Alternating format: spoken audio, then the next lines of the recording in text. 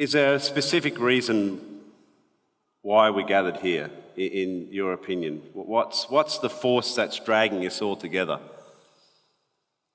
So essentially, the nature of being human is such, no matter where you are, what kind of achievements you have behind you, you're still longing to be something more. This something more, somebody may think more money, somebody may think more wealth, somebody may think more pleasure, more love, more knowledge, but everything that you accumulate in your life only makes the arrangements better, but doesn't really enhance your life. So whether it is consciously articulated within a human being or not, but every human being is longing in some way to enhance their lives. Somebody thinks it'll happen by going to the temple, somebody thinks it'll happen by going to the bar, somebody thinks it will happen with prayer, somebody thinks it'll happen with dope. All of them are aiming for the same thing, whether it works or not is a different matter. But the longing is in some way to enhance their life. So in this effort, in this longing within every human being, which can never be curbed, no matter what you do, what you give them, human beings will long for something more. So there is something within every human being longing to be beyond boundaries. Whatever the present boundaries, we want to go beyond it. Or to put it in other words, there is something within you which does not like boundaries. That's why you try to smash them. There is something within a human being which doesn't like boundaries. See, suppose, let's say I imprison you in a 5x5 cubicle, you'll feel terrible, imprisoned. Tomorrow we will announce your liberation and liberate you into 10x10 cubicle. You'll feel wonderful for a day. And again you'll feel horribly imprisoned. The next day we will release you into a 100x100 cubicle, you will feel really great. But within 3 days, again, that is also imprisonment. It doesn't matter where I set the boundary. The moment you can feel the boundary, you want to break it. There is something within you which does not like boundaries. So, this longing finds various sorts of expressions. People try through music, art, sport, business. All these efforts are fine, every effort is fine. The longing is fantastic. Through intoxication, through stimulation, every way people try somehow to break their boundaries. But the important thing is, can you stay beyond boundaries? Or do you breach it just for a moment and again come back to the same format? So when this question comes up, there's a very… the Patanjali Yoga Sutras were written like this. It's one of the greatest documents on life, written in a very cryptic way so that scholars wouldn't get interested. That's the idea. Because once they get interested, they will write 10 different versions of the same thing. So Patanjali starts this significant document with half a sentence. The sentence is like this, and now yoga. That means you tried money, you tried wealth, you tried relationships, you tried love, you tried pleasure, you tried intoxication, you tried all kinds of things. Everything did something to you, but you know it is not settling you. And now yoga. Happy. So yoga does not mean twisting and turning. Yoga means union. That is, consciously you obliterated the boundaries of your individual nature. Because your individual nature is just your imagination. As you sit here, your boundaries of your body and your mind are just your making. Right now, constantly you're breathing. It is happening in many different levels, but in a most fundamental way, you're breathing. If you close your mouth and hold your nose, you understand you cannot live within your boundary. You have to breach the boundary every moment, otherwise you cannot exist. This is not just in the level of your respiration. Every cell in the body, every atom in the body is in some kind of transaction. If you stop it, you cease to exist. So your very existence is not within the boundaries, but within your psychological framework, you have this sense of, this is me. This is because, see, this solar system, the very solar system in which we are, is a tiny speck in this cosmos. In that tiny speck, planet Earth is a microspeck. In that microspeck, Brisbane is a super microspeck.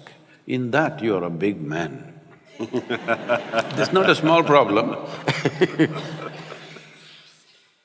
And in the middle of nowhere, we don't know where this cosmos begins, where it ends. Here we are, sitting on this little mud ball and talking all this stuff.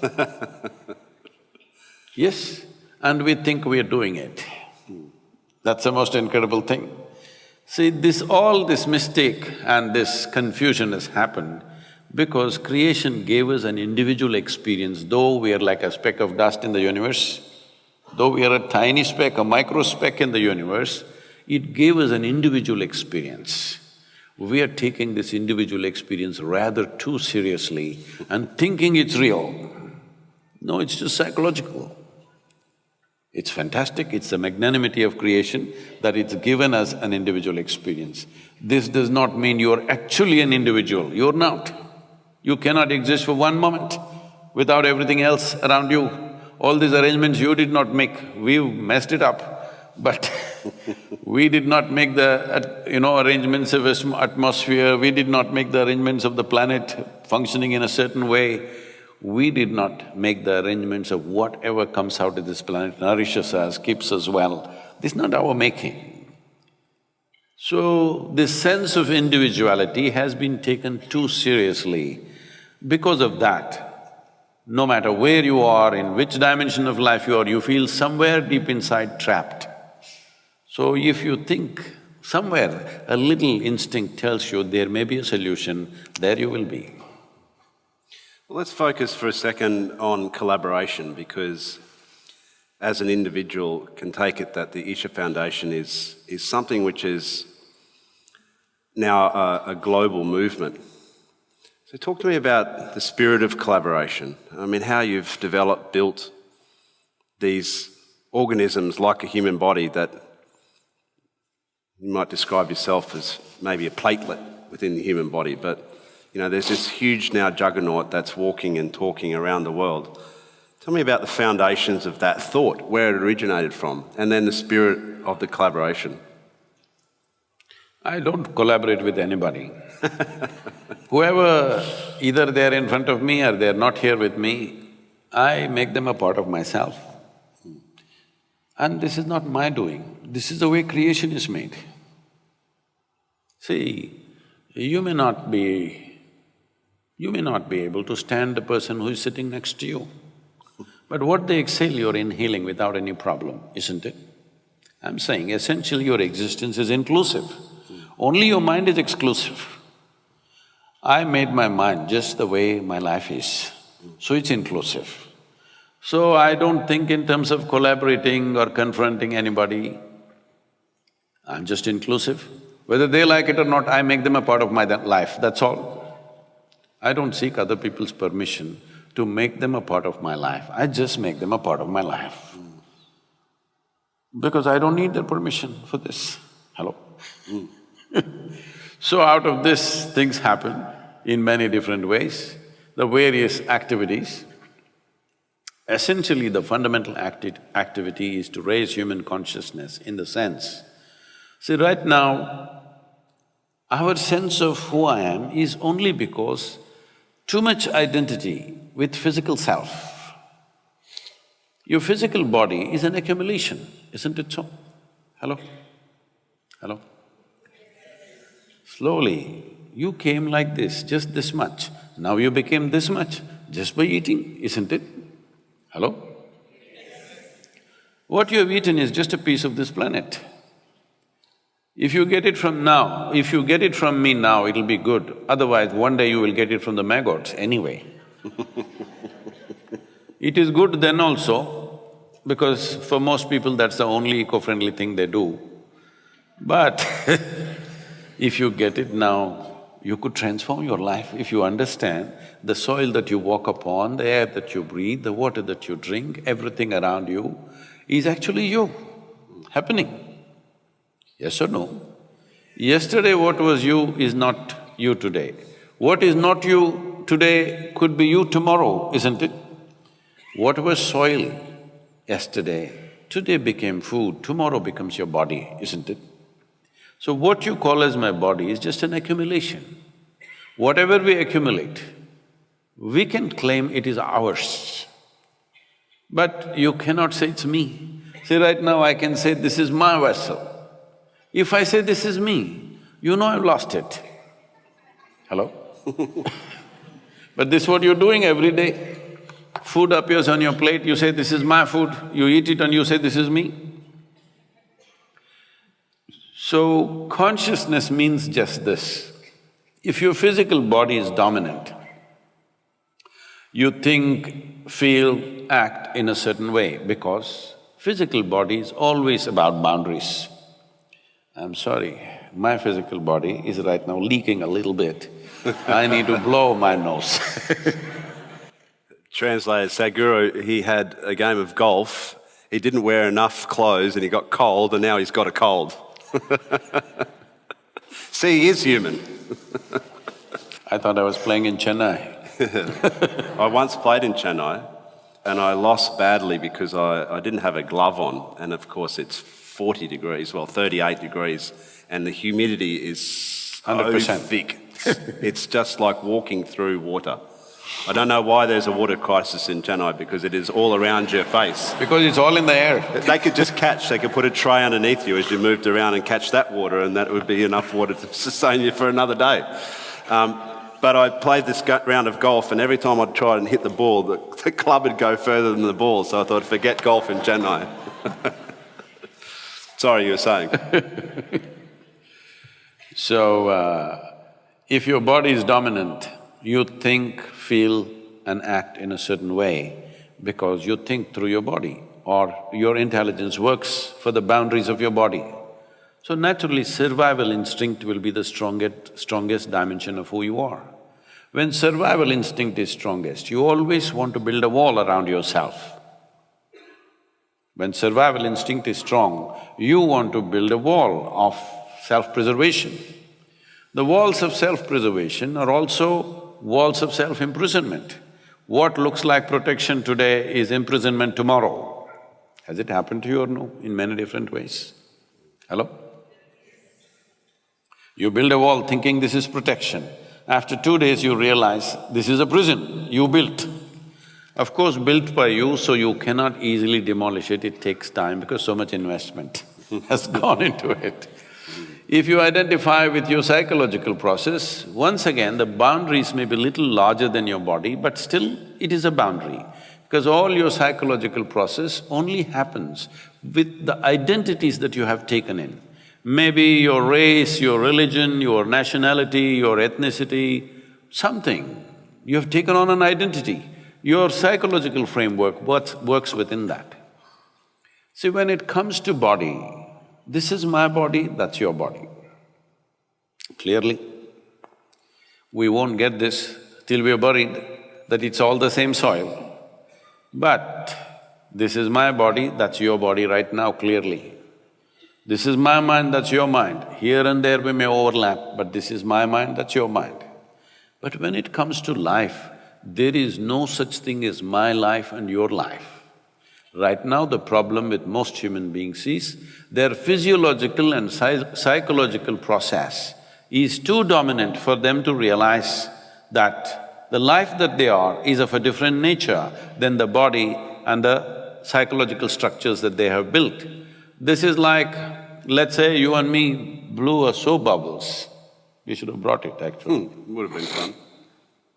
So you got this big bubble, I got that big bubble. Now I claim that is my bubble, the big one is my bubble. It went poop. Then I don't say this is my air, that's your air. Life is just like this is a living cosmos. You captured some, I captured some. Now, The whole science of yoga is about breaching the boundaries of your psychological and physiological structure so that you imbibe more and more life. So after some time, the life that you are becomes more dominant than the body that you are, than the thought and emotion that you are. When your life becomes very significantly more than the psychological and physiological processes, if you sit here, you are a significant life, not necessarily because of what you do and do not do. You're just a significant life, simply by existence you're significant. Once it happens like this, effortlessly you can function. Every human being is doing this knowingly or unknowingly, most of the time unconsciously.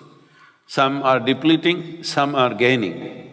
But as there is a science for external well-being, there is a whole science and technology for inner well-being where you consciously obliterate the boundaries of your physiological and psychological boundaries so that the life that you are is so highly enhanced that you are a significant life. It's not necessarily because of what you do. Simply, your presence and your existence become significant. This is something every human being must do because in body, you are not a match for other creatures. Hello? You cannot run like a cheetah, you are not as strong as an elephant, you cannot even hop like a kangaroo. You're no good, actually, physiologically. Hello? See… Speak for yourself. No, I'm saying, if you compare yourself with any other creature, what does the body do? It eats, it sleeps, it dies, reproduces and it dies one day. In all these departments, you are no good compared to other species. They eat better than you. There are insects which eat, 50 times their body weight in 24 hours. They sleep better than you, many of them sleep for 3 months, 6 months at a stretch. They reproduce better than you, they produce in hundreds, thousands, some of them in millions. For you, just to bear one child, how much fuss? They also die better than you without fuss. So physiologically, you are not a great champion, all right? Among humans, you may be… Matthew Hayden may be good, all right? Among humans, not comparable to a rhinoceros or an elephant, nothing, not even to a gorilla, he'll just smash him up. Among the human beings, he's smashing the ball all the time. That's a different matter. I'm saying physiologically, we are not a great presence. Our significance is our intelligence and our ability to be conscious and inclusive. Every other creature always trying to set boundaries because their whole life is about survival. Once you become a human, survival is not the goal of your life. See, for all other creatures, stomach full, life settled. For human beings, stomach empty, only one problem, food. Stomach full, 100 problems. Because what is human unfolds only after survival is taken care of. When survival is questioned, we are also just like any other creature fighting for survival. Only when survival is taken care of, other dimensions of being human come into play. So human life is not about survival. Physical survival is not the end goal of who we are. We are longing to be something more. How much more do you think would settle you? Hello? How much more would settle you? If I make you the king of this planet or queen of this planet, would you settle? No? What do you want? Okay, the solar system? No? If I give you one galaxy, you will want the next galaxy. This is the nature of being human. Doesn't matter where the boundary is. The moment I see the boundary, I want to break it. So there is something within you longing to become boundless. If you do not find expression to this, do not matter what you have, you remain somehow unfulfilled. So this is what yoga means, that you breach the boundaries of your physiological and psychological nature, that if you sit here, you're a complete human being within yourself. Tell me this then, if our strength is only in our intelligence, why are we making such dismal decisions as a humanity? Why can we honestly say that history does repeat itself? And we're talking about all sorts of global atrocities. If we're so intelligent, if that is our strength, which I agree 100% with you on, the fact is that we've got boundaries in terms of our physicality. Acknowledge that for sure. See, you know Charles Darwin? You have a city called Darwin, I think, right? Named after him. He said a goat could have become a giraffe in so many million years. A pig could have become an elephant in many more million years. But a monkey became a man rather too quickly. Yes, so quickly that anthropologists believe that there is a missing link somewhere. Today, modern genetic scientists are saying the difference between a chimpanzee and you is in terms of DNA. The DNA difference between you and a chimpanzee is 1.23%. 1.23% is not much of a difference, isn't it? So physiologically, that's how close you are to a chimpanzee. But in terms of your intelligence and consciousness, you're worlds apart from a chimpanzee. So right now the problem is just this, you have an intelligence for which you don't have a stable enough base.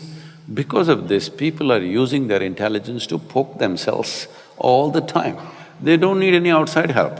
If you just leave them alone, they will suffer. So they may call it stress, they will call it tension, they will call it misery, they will call it madness, they will call it so many things. Essentially, it's about your intelligence turning against yourself. So, nature has endowed you with an intelligence, with a phenomenal capability. Anything which is a great possibility, if you don't take charge of it, it will become a huge problem. Right now, human intelligence has become a massive problem because most people have not taken charge of it for their well-being and everybody's well-being. They're using it to hurt themselves. Once you use it to hurt yourself, knowingly or unknowingly, you will also hurt everything around you. If you are suffering, you must understand this. It is not because of any situation around you, you're simply suffering because you do not know how to handle your own intelligence. That is the problem that you're seeing on the planet. Expectation, we were talking about it before we came on stage in a cricket context. T20 cricket is, something that people love. They love the sixes, they love the fours. But using that metaphorically, converting that into conversation around humanity, is there a false expectation? Is that's what also setting up humanity for both the positive aspects but also, those pitfalls within that expectation? Or is it as simple as just keeping it to the moment? Because as an athlete, I lived and died by the moment. If I was out of the moment, then I was like you holding that cobra up. I was 1 second away from being out of play. Oh, you went only to the pavilion. If you don't handle the cobra right, you go… All the way. To where? Where do you go? See, now you're getting somewhere, huh? What you saw, that's a king cobra. Well, he has enough venom to kill an elephant. If he bites you in the limbs, you may have anywhere between 40 to 90 minutes. If he bites you in the body, you have 6 to 8 minutes. But he won't bite me. See, I'm not holding him by his head, just holding him like this. He can… at his will, he can turn back and bite, but he won't bite because his venom is precious to him. It's very precious to him. Venom is among the highest or the most intense forms of protein on the planet. To manufacture that, he has to work hard. He's not going to just waste it on me. Unless I look like a threat to him. If I have to look like a threat to him, he's not judging by his vision, he's reading my chemistry. If he sees a little bit of agitation in my chemistry, he will go for me for sure. Otherwise, he will not go for me. So if we want to know you're really peaceful or not, all the cricketers must be put, all the batsmen, whether they're really peaceful or not, we can put them through a cobra test.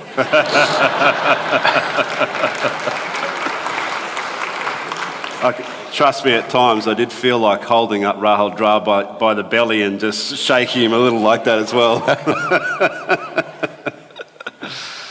So, this is the nature of existence. Say, I'm sorry you had a terrible accident in the surfing, but otherwise, some will ride the wave, some will get crushed by the wave. Somebody who does not know how to surf, he can't believe that somebody can actually float. Hello? They can't believe that you can actually ride. Today there's something called as wake surfing, have you seen that? Behind the boat they're just surfing with just the wake of the boat. So, riding the wave and getting crushed by the wave is just a question of competence, taking charge of something, isn't it? It is the same with every dimension of life. Are you riding it or are you being crushed by it? Those who are crushed by it, they think waves are a big problem, they would like a still ocean. You are looking for big waves, you go into India for monsoon time because you need big waves. So, one who knows how to ride the wave is looking for a big wave. It's a huge possibility. One who does not know how to ride the wave thinks a big wave is a huge problem. This is the nature of life. I have a little Aussie test for you here, I hope you don't mind. I got a few sayings, colloquialisms, because Australia, correct me if I'm wrong, is full of things that make no sense whatsoever.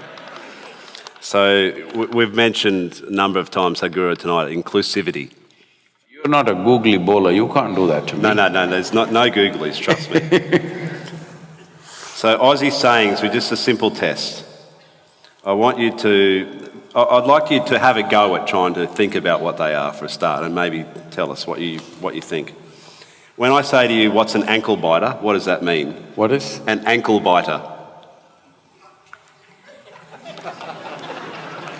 I've just been here for 2 days, please spare me.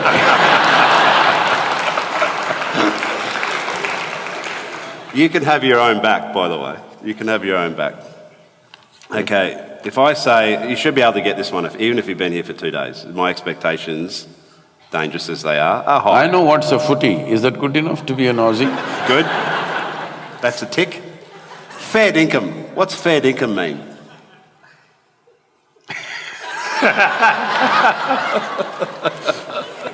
I love it. Okay, we'll go back to nature. What's a gala? When I say to you, oh, you're nothing but a gala, what does that mean? Must be a wombat or something. It's a bird, type of bird, an Australian. Yeah, I got somewhere close. Yeah, very close. We'll give you a tick. When you say hard yaka, as an Australian term, we often refer to something, I'll say, yeah, we'll get it over the line, but she's real hard yaka, mate. What does that mean? A girl.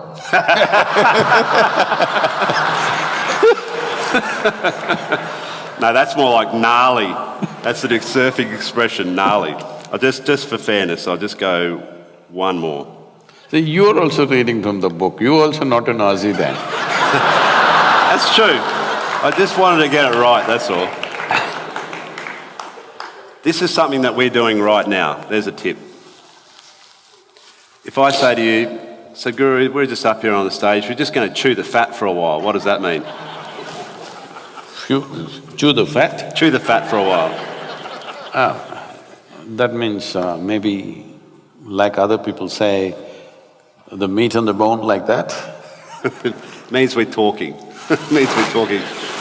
The reason why I brought that up was that when I'm commentating over in India, sometimes I'll just get this, my fellow commentators will give me this strange look after I've said something. Let's chew some fat. All that sort of, those sort of comments, and they look at me, and after we get off air, they go, "Hey, Dos, what the hell did that mean?" And you forget that we are a language, especially where you are now, Sadhguru, in Queensland. We speak a tongue that's English, but it's not really. And trust me, I've been kind on you. There's some horrific ones as well. Tell me, you also mentioned that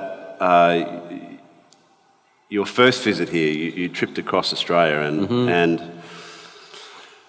you know, my first impressions of India was that there is a lot of people, and there's also in India, because there are so many people, there is so much energy, human energy, and the chances are that if you're having a bad day, either where you're at or India as a whole is actually having a bad day, because there is so much collectivity of humanity.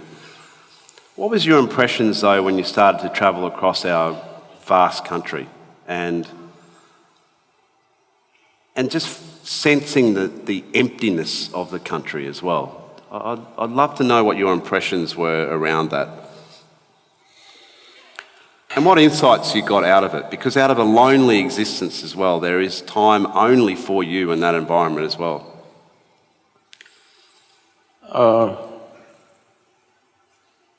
Personally, I've spent a lot of time by myself in the jungles of southern India, in the Himalayas. Now every year I spend time in Tibet. These days it's very difficult for me to be alone. People are all the time. And do you like that? Is that something that you now seek, that time alone, or I'm at my best when I'm alone. Ah. And why is that? Why do you think that is? Because I don't mess with myself. People sit by themselves and mess with themselves and make a mess out of themselves. If they stay alone, they'll go crazy, a whole lot of people. If one enjoys being alone, it means they are definitely better organized psychologically, emotionally, far better organized than others. One of the important processes of spiritual sadhana we give, the tools that we offer, is always to go into silence. People go into silence. From 3 days to 3 years, 4 years like this, people go on silence, not saying a word to anybody. Well, in today's world where if they're having breakfast, they must take a picture of the breakfast, I'm having breakfast, if I'm going to the toilet, I'm going to the toilet.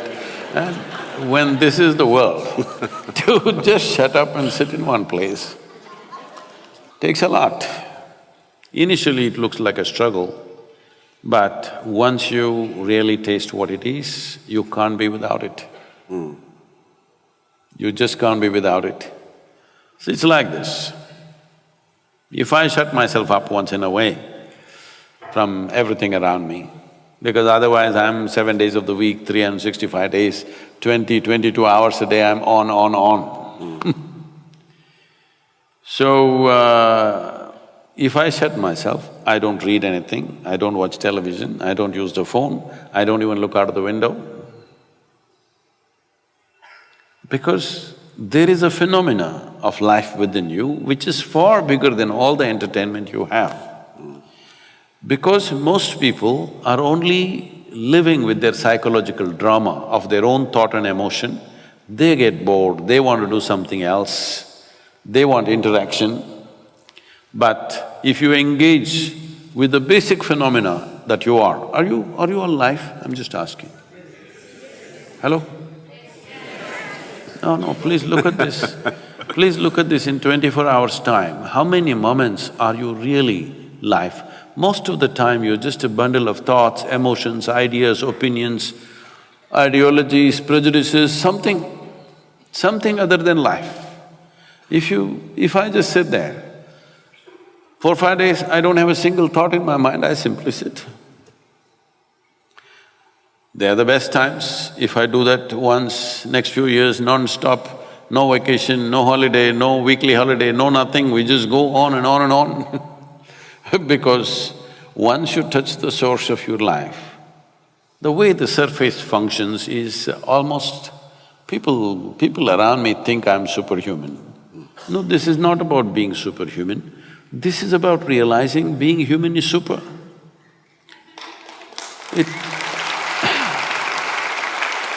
It is not for nothing that we are the peak of evolution on this planet. Hello? Are we?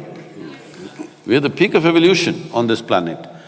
It's to make you the way you are. It took millions of years of work. Nature has worked millions of years to get you to this level. But now all most human beings can do is complain. This is a product which is arrived at after phenomenal development over a few million years. But now you're complaining about how it is because you've not explored the full depth and dimension of what a human being is. A human being is not just a bundle of thoughts and emotions. Like you're not just body, there's something more to this. Body you accumulated, what you call as my mind, is an accumulation of impressions. This is a heap of food, that is a heap of impressions. Between these two heaps, where the hell are you? Yes, where are you? It's time everybody pays some attention because this life is not for good. Since you came and sat here, you're 45 minutes closer to your grave. Yes, I'm not… Sobering thought. I'm not wishing this on you, this is the nature of our life. This is not clock ticking away, it's our life ticking away, isn't it? Most people think other people die. You know? No, you and me will die. If you understand that this is a limited amount of time and energy, you would see how to master this in some way. Do whatever you want. You can't stop 1 minute from rolling, isn't it? Hello? Whoever you may be, can you stop it? No, it's rolling away for all of us at the same pace. Well, how quickly, how rapidly or how slowly simply depends on how joyful or how miserable you are. If you're…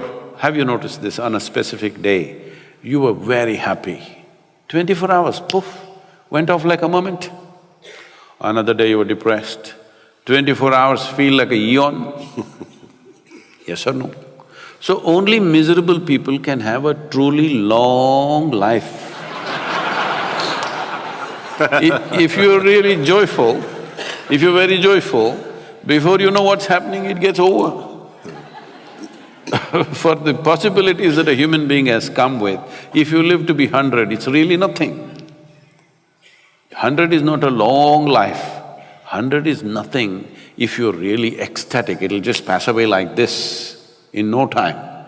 If you're miserable, every day feels like 100 years. So time is a very relative experience, but the only thing that you can master is your energies. Energetically, if you're at a certain level of intensity, what somebody does in 10 years, you will do in 1 year. Because of this, the impact and the profoundness of your experience, in terms of experience, the profoundness of experience, in terms of activity and impact in the world, it may be like 1,000 years, though you lived only 100 years, simply because you have multiplied yourself. But time is limited.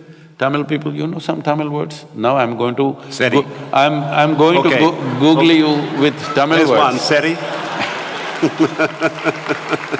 Like you chewed fat with me. Yeah, you've got me. Come on then. Hit me with something. In Tamil language, this is very well said. When somebody dies, we don't say he died. We say, kalamaitange. That means his time got over. Perfect. It's a perfect description. Time got over, that's all that happened. Time is getting over even now, isn't it so? How young you are, how healthy you are, how wonderful you are, it doesn't matter. Time is getting over. If you're conscious that you're mortal and it's a limited amount of time, naturally you would tweak up your energies to such a level that time would be enhanced for you. Otherwise, if you think you're here forever, you think you're an eternal being, then you have time for all kinds of rubbish that you don't care for. If you knew it is very limited, you wouldn't do one thing that doesn't matter to you, isn't it? Hello? Would you have… If you really knew, see, every day nearly 250,000 people die on this planet just by natural process. And you think those people are all thinking, tomorrow morning I will die? Hello? You think so? No. Lot of people were going to their office, somebody was going home, somebody had all kinds of dreams, young people, old people, all sorts of people die every day in the world. If you knew that it is possible, it's not my wish, I'll bless you with a long life, but it's possible, tomorrow morning you and me could be dead, isn't it? Hello? Possible or no? It's not our wish, possible or no? If you know it is possible, that it is possible tomorrow morning I could be dead, would you have time to quarrel with somebody?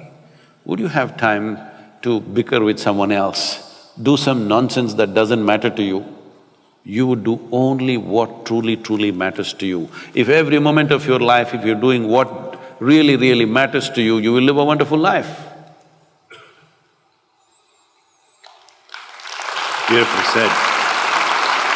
So you can assume that with that philosophy, you're extremely cause-driven.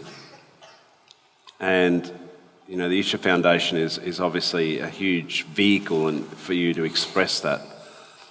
But I want to talk specifically about water and what your vision for the conservation of water and some of the things that you're doing, proactively doing within the causes. And that relationship as well with in particular your heartlands of Tamil Nadu and also Karnataka. Say I grew up in Karnataka around Kaveri River. About 4.5 years, every day I swam in Kaveri River. When I was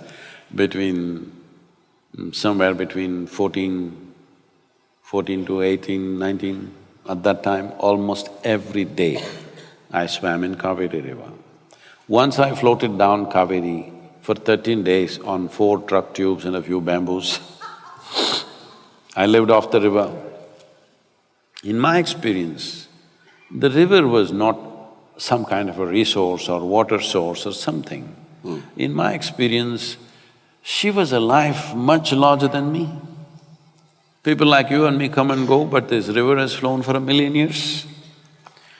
But today we have brought her down to her knees in such a way that the river's survival is a big question mark. This is not just for one river, this has happened across the country. Just to give some kind of a picture for people here, they may not be conscious of this. See, we must understand this, in India, this is a tropical country. That means the river is not the source of water, it is only a destination for water. River, pond, lake, well, these are not sources of water, these are destinations for water. There is only one source called monsoon. Monsoon rain is the only source. It gathers in the land in various forms. If it is flowing, we call it a river, if it is stagnant, we call it a lake, if it goes inside, we call it a well. But essentially, it is all rainwater. Only 4% of Indian river water is glacial water in the north. In that 4%, nearly 3% of it flows out of the country very quickly in the form of Satluj and Indus. Very little comes to Ganga. For example, Ganga.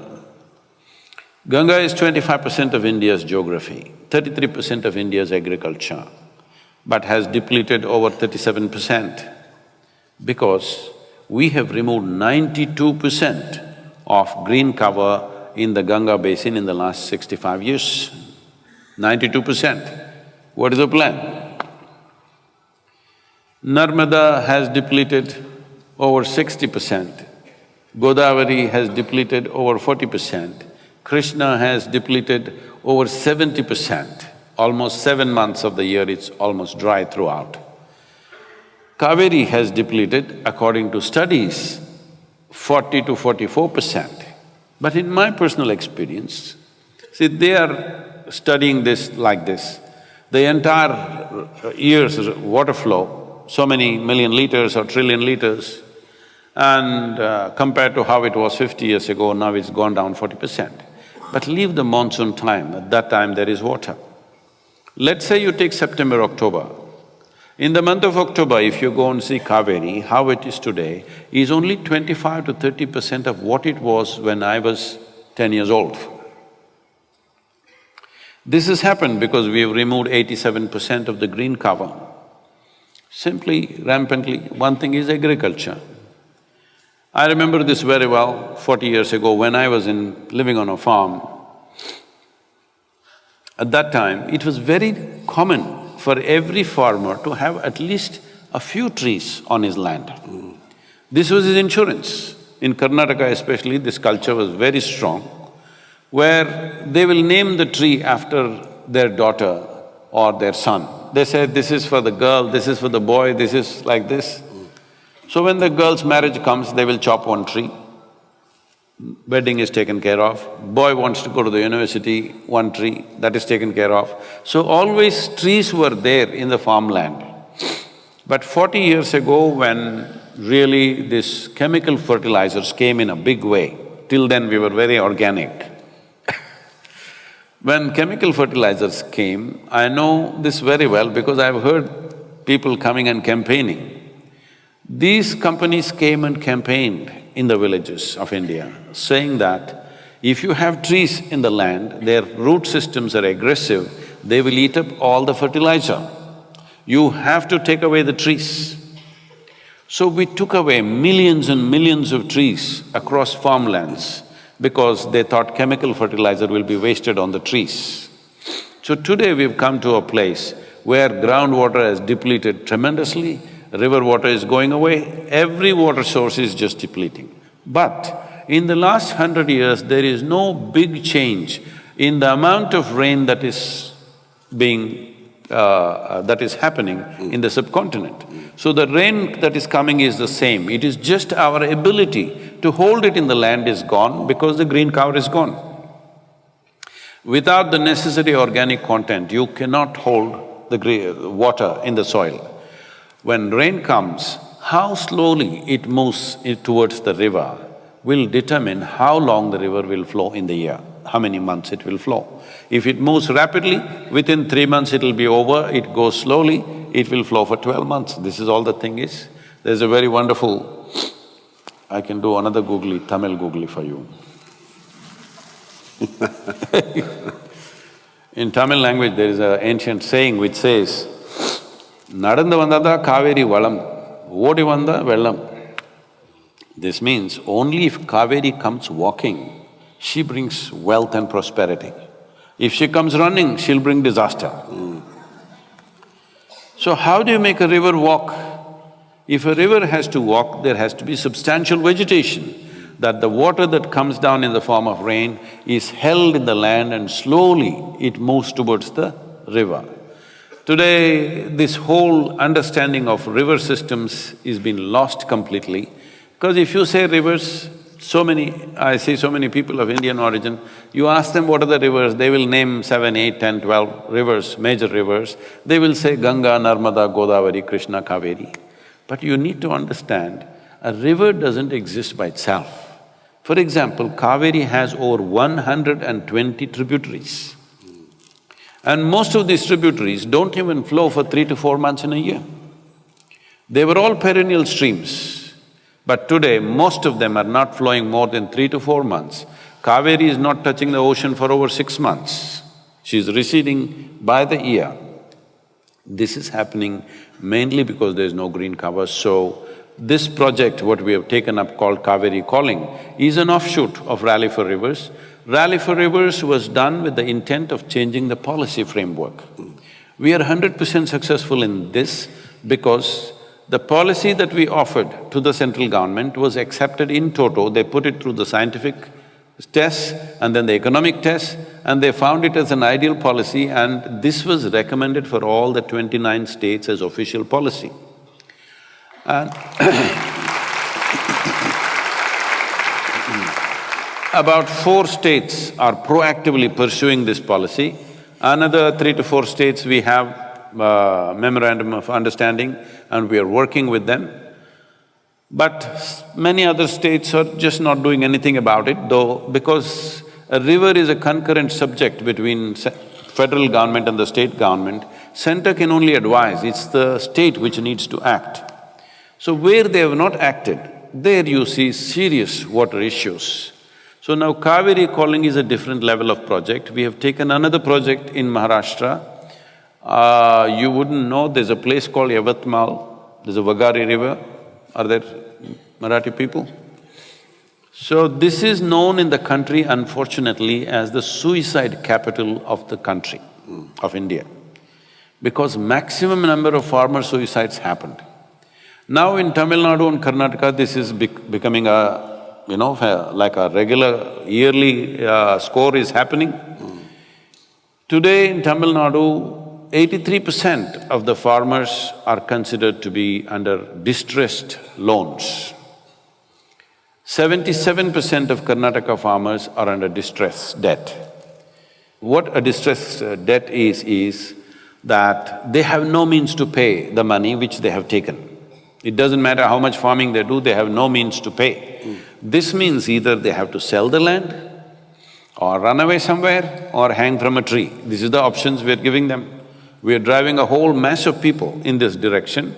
This has happened for variety of reasons, but the fundamental reason is lack of rich soil. What was a very fertile soil, We have farmed the same land for over 12,000 years. But today in one generation, we are turning it into a desert-like space, mainly because the only way you can enrich the land is by the leaves of the trees and by the animal waste. Trees are gone long time ago, animals are all traveling to other countries.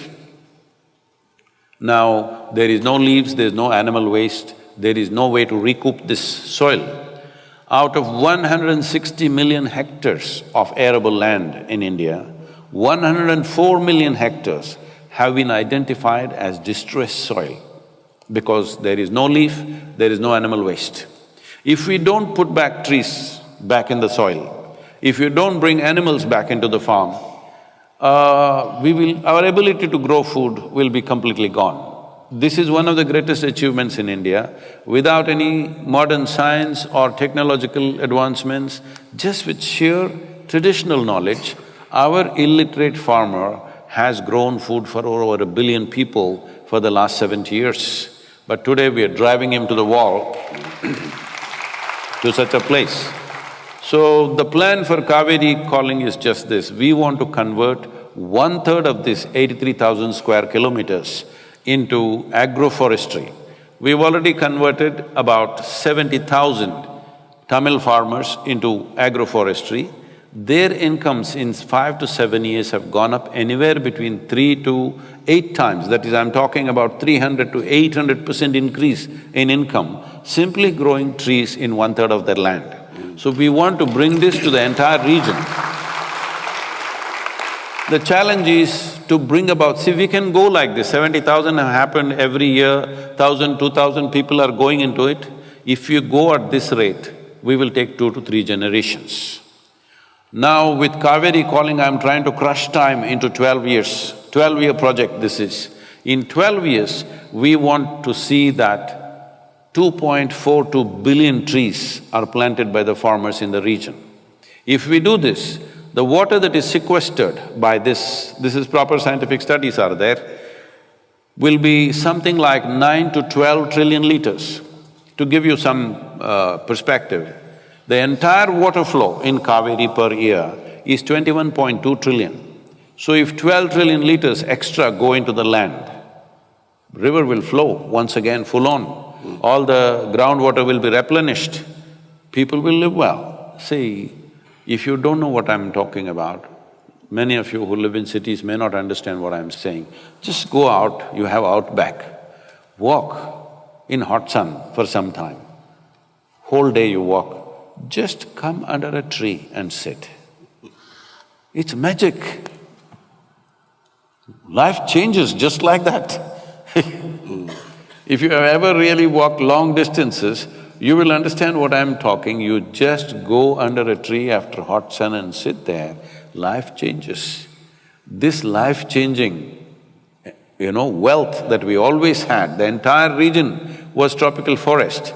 Unfortunately, in short-sightedness we have removed, but we can put it back. It's possible to do it. We need everybody's support to do this in Tamil Nadu. We need Matt. Well, thank you, yeah. I've pledged my support. We had in the lead up to this, a little technological discussion, and one of those was that I was requested by Sadhguru to invest, and that's a pledge that I'll honour. I think it's an incredible cause. I also had a little bit of fun with other heavy influences in India, Anand Mahindra in particular, and he requested a question. Anand Mahindra, for those that don't know, is in control of the largest auto and agribusiness in the world. And as a business, they're very conscious on water, being water neutral, which is fantastic for such an influential individual. But he asked me, not so much on policy and not so much on company, he asked from an individual's perspective what one can be doing, because at those discussions, I'm sure everyone living in Australia will understand this, are very similar discussions as to how it is that we need to take control of our resource and almost in many ways elevate it above a political cycle of 4 years and put it on a national agenda, because we are, in as dire straits as what any other country is. Now, I love to cook, and I know one thing about rice. I'm a good cook. Well, we can have a cook-off. We should have. Not a competition, just Cook-off. an enrichment experience. Yes. Now, one of the processes of cooking rice, unless you want extremely sticky rice, is to wash the heck out of it to ensure those starches come out. But my question is from Anand, and I'd ask you as well to share, what, on an individual level, can we do about water wastage? See, because the urban populations always have access to media, social media, they dominate everything. But they are not the majority of the population.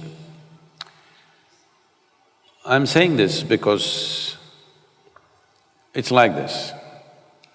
Most people who have seen, older generation of people who have seen Indian movies, they will see the village women are carrying a pot and walking to the river or lake and walking, and there the hero goes and romances them, they sing a song, everything. But for the actor, she's carrying an empty pot. The real woman is carrying 15 kilograms on her head. Yes, there is no romance there, she cannot open her mouth and sing. What I'm saying is, the crisis has been long coming. We thought it's romantic when it happens to somebody else. But now you have to take your pot and go in Chennai city to get water, now it's looking like a disaster. Hello? This was happening everywhere in the villages. So what can we do? There are many things we can do. Of course, everybody is talking about drink only 2 liters of water, have bath only with 4 liters of water, all this. I will not say such things to anybody. I would just say, just be conscious. Just be conscious, water is not a commodity, nor food is a commodity. These are life-making material. Hello? Hello? 70% of you is water. This is you. How come when it's here, you don't care? The moment it comes here, it means so much. You just be conscious, this is life. This is life-making material. If you're conscious of this, I know according to your intelligence, your life situations, you'll do your best. It's not in me to tell people, drink only this many liters of water, don't have shower every day, these advices are coming all over the place. No, I shower every day, so I'm not going to tell you shower once in 3 days. Nor if you shower once in 3 days, I don't want you around me either. So leaving that aside, in the cities, see, the city situation is different, the urban situation is very different. They are thinking of water about how to minimize the use. Yes, definitely that needs to happen. Because this is a pressure and the water works, the water arrangements that you have in the urban atmosphere. But that's not the real problem. The real problem is ecological. Ecological problem is not just about saving water, ecological problem is about having water where you want. When I say having water where you want, in the last million years ago, how much water existed on this planet? Even today, the same amount of water exists on the planet, except for a few bottles of water that the astronauts took out there and they left it on the moon, I believe, some of them, the American astronauts. They might have left a couple of liters. Apart from that, everything is here in this atmosphere. It's just not where you want it, that's all. Yes? Water has not gone anywhere, it's in the atmosphere. As you said, you were wading through water in the Chennai golf course, but it's not coming where it has to come. So water is not where you want it. So we need to look at this, why is it? Where do you want it? You want it in the land. You want the aquifers to be full. You want the lakes to be full. You want the rivers to be running. It is not about the water tank on your apartment, that's not the point. That is a city problem, that is an urban problem which needs to be sorted out, where usage has to be minimized, that is fine, we appreciate those concerns. But the most important thing is to ensure the water that comes down in the form of rain, considering India right now, the volume of water that comes down in the form of rain, we are not even holding 18 to 20% of it in the land. When the whole thing was tropical forest, we were holding over 70% of it in the land. Today we are holding less than 20% of it in the land. That's all the real problem is. So, right now, instead of doing many things, yes, in the cities, save water, be conscious about it, recycle whatever you can. Well, you have water harvesting in your apartments and stuff in your buildings, all this is fine, you must do these things. But this is not a real solution, you're just kicking the can for tomorrow. Now, kicking the can for tomorrow I don't like, because you think the problems that you create, the next generation should suffer. Hello? I don't like this. Better face it now, this is the reality. The only and only thing, I'm telling you, it doesn't matter, this is not some rocket science. The only and only thing the land needs is, it needs vegetation and it needs animals. That's all it needs. People will say check dam, right now everybody is announcing check dams across streams and rivers. So you need to understand this. All these ideas are coming from Europe and North America, where the variation between summer and full river seasons are just about 20 to 25%.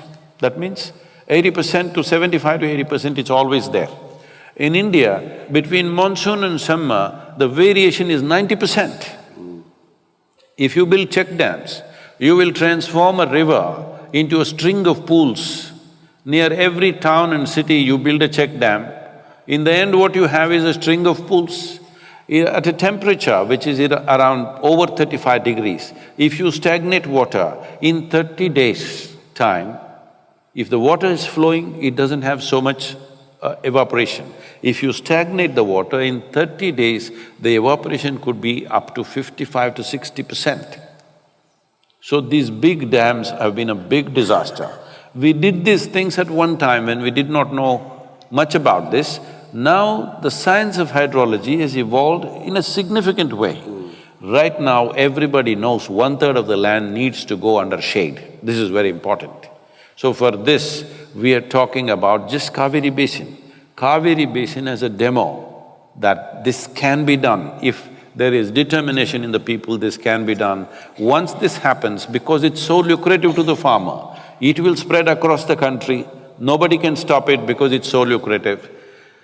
Right now, India is importing over 70,000 crores worth of timber and over 120 crores, 1 lakh or 120,000 crores worth of timber products. But nobody is allowed to grow timber because if you grow a tree in your land and cut it, somebody will come and arrest you. So nobody wants to grow a tree. Right now, we're bringing laws as a part of Rally for Rivers, we're pushing for laws. In the last term of the government, we got 18 species released. This time, we're getting all the high-value trees released because if a farmer cannot use the tree, he's not going to grow it. As simple as that. So we're talking about whatever he grows, he can cut it and use it whichever way he wants. Only then he is going to grow trees in a massive way across the country because it's economically lucrative. It's an economic plan for him, but has ecological significance. So right now, if everybody focuses on this one thing, I don't know how it converts to Australian dollar. You should know, you're visiting Chennai. It always confuses me, lakhs and… It costs just 42 rupees to raise a sapling and give it to a farmer. We are asking for the governments to give some incentives so that they can switch over for the first 3 to 4 years to give an incentive. This will make a huge difference both for the farmer and the land. 42 rupees per sapling, that's what it costs. But I want you to understand, we need to plant 2.42 billion trees. That is the number of saplings. First 4 years, we want to raise 730 million saplings. For this, preparations are going on all across the Kaveri Basin right now. We have 33 nurseries in Tamil Nadu. The Karnataka nurseries are being built up just now. If this one thing we do, for me, how I am looking at it is, at least we must leave Kaveri the way the previous generation gave it to us. This much responsibility we must have. Just to close the loop on that, how can these guys make a difference? Well, you can plant as many trees as you can. 42 rupees is all it costs, I don't know what it costs. Can somebody say in Australian dollars? Huh? Less than $1 per tree. So you can plant 10, 100, 1,000, million, whatever you're capable of. Everything matters, even one matters. Have we got a roving mic? Can we take any questions? Yep. It'd be Is there a moving microphone? It'd be lovely to hear. We've done a lot of talking and we'll do a bit more, but it'd be lovely to hear some specific questions. So maybe, I don't know who's the judge. Maybe you can be the judge. But yeah, here we go. Thank you very much, Sadhguru, for coming to Australia. My question is regarding, because I've been following most of your videos, so you always mention about the need of collaboration of other people to be successful. So you always mention that to be successful, that's the only time that we need the collaboration of other people. For other things like our energy and our emotions, everything can come from within. My question is that because environment and other people and society and everything can have effects on our emotions as well and our energy, how to manage that and not be affected by the environment? So how to be calm and happy and not be affected by surroundings? So how to separate these things together from each other? Sorry, thank you very much.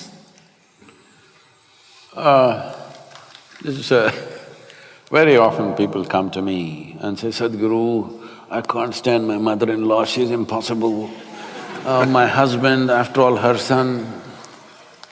My wife, she's terrible. My boss, unbearable. Like this. Then I tell them, you come to the yoga center. Your mother-in-law, husband, wife, boss, nobody will come here, just you. We'll give you a nice place to stay, good food to eat. You don't have to do anything. Just stay in your room, we supply food for you, you just live there. Only thing is, I will make random checks on you. When I check, you must be joyful. If you're miserable, I don't believe in feeding misery, we'll stop feeding you. Just 24 hours, you keep them in one place. In how many ways they twist themselves out? Unbelievable. So I'm asking you, all these other people, your neighbors, your mother-in-law, your husband, your wife, your boss, your co-workers, let's banish all of them. All are gone. Whole society is gone, just you on the island of Australia. Blissed out, is it so? Hello? No. If you're alone also, you're miserable, you need to understand this. If you're alone and you're miserable, you're obviously in bad company, isn't it? So this is what you need to do with yourself, that if you sit here, your experience of life is pleasant. Well, you obviously, from what you said, you have probably heard this in some format. See, pleasantness means just this. Body is healthy, it's pleasant. It became very pleasant, this is called pleasure. Mind is pleasant, peaceful, very pleasant, joyful. Emotion is pleasant, love, very pleasant, compassion. Your very life energies are pleasant, bliss, very pleasant, ecstasy. These are all 100% your business, isn't it? Hello? Keeping your body pleasant, thought pleasant, emotion pleasant, energies pleasant is 100% your business.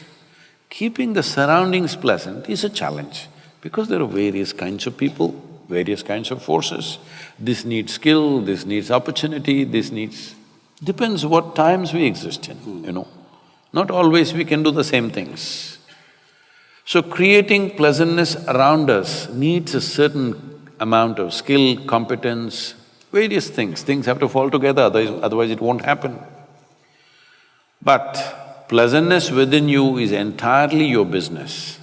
So if you are feeling very pleasant within you and somebody here is being unpleasant to you, what is the problem? Right now, they can cause pleasantness within you, that's the problem, isn't it? Hello? See, if somebody can decide whether you can be happy or unhappy, this means this is the worst form of slavery, isn't it so? Hello? Somebody can decide what happens within you, what kind of life is this? What happens within you must be entirely yours. What happens around you is never entirely yours, isn't it? Even if you're just two people in the family, does it happen 100% your way? Why are you nodding like this? What is… you're not married then? Even if there are two people, it doesn't happen your way, isn't it? Little bit your way, little bit somebody else's way, little bit this way. I'm glad it doesn't happen all your way, because if everything happened your way, where do I go? Little bit your way, little bit my way, little bit his way, little bit somebody's way. This is the nature of the world. World should not happen 100% your way, but this one life must happen your way, isn't it? Hello? So this has not been done. Now, for you to be happy, you want to fix the whole world. No, I'm telling you, both your joy and misery comes from within you, isn't it? Hello? So if you're miserable, who should be fixed, I'm asking? No, my mother-in-law. If we fix her also, something else will come, somebody else will come. Don't think there's only one mother-in-law in the world, they're all over the place. They're all over the place, and so many people will take on that position. So, if you fix this one person, see, we don't know what great things you will do or not. We do not know whether you will score 380 runs in a test match or not, okay? We don't know. We don't know whether you will run faster than Mr. Bolt or not. We don't know whether you will climb Mount Everest or not. We don't know whether you will become richest man in the world or not, whether you will become the most beautiful woman on the planet or not. We don't know those things. But at least this much you deserve, that your experience of life on this planet is pleasant. This much you deserve, this much must happen, isn't it? Other things are subject to so many realities. That's not always determined by us. There are many things have to fall into place. Next question, poor old mother-in-law gets a bit of a bad run, doesn't she? There's a species of fish in our water called the mother-in-law, and apparently it even tastes bad. Where's our microphone? Namaskaram, Sadhguru. My name is Harsha. I'm actually from Melbourne, and I'm very, very lucky to see you here. And hello to Matt, yourself. I'm a big fan of yours as well, like many of us here are. Thank you. Thanks. Sadhguru, my question is about boundlessness. Earlier today you mentioned that there is something within us that is seeking to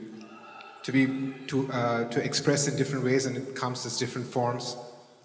Every morning when I get up, there are always two voices at least, and while I know that, I'm sorry, one of the things that you said is ultimately you'll have to come to yoga because you've tried everything. Every morning when I get up, I find that there's these two voices. It says, you have time, and sometimes it says, you don't have time. You married? Yes. I understand what's the other voice.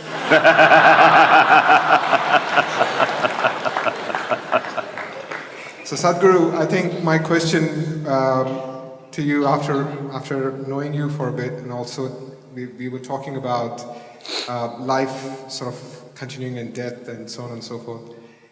The question I suppose is, well, how much time do we really have? I mean, and of course, why it's not there in my experience? Because every morning when I still get up, I'm like, yep, I've got time, I can get to yoga one day or the other, and still be able to make it.